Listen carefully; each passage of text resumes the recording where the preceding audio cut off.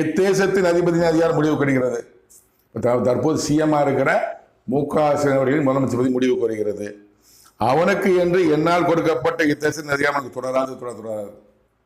2021 முதலமைச்சர் மு.க.ஸ்டாலின் என்று 2014 சீக்கிரம் சொன்னார். கடவுள் அது தனி போட்டு பார்த்து தெரிந்து கொள்ளுங்கள்.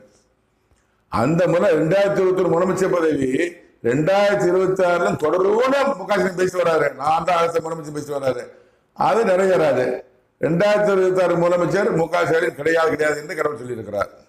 அவனுக்கு முன்பாகவே மு.க.ஸ்டாலின் முன்பாகவே அதிர்ஷ்டவசமாக இத்தேசத்தின் அதிகாரத்திற்கு வந்தவன் யாரு?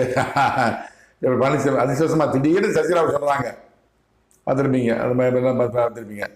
அதிர்ஷ்டவசமாக இத்தேசத்தின் அதிகாரத்துக்கு வந்தவன் அவனுக்கு விரோதமாக நான் கருத்து கொண்டிருக்கிறேன். எடப்பாடி பழனிசாமி விரோதமாக கருத்து கொண்டிருக்கிறேன். ஏன் நீட்டிக் கொண்டிருக்கிறாரு? 2017 2021 எப்படி ஆட்சி செய்தார், அவர் என்னென்ன செய்தார்,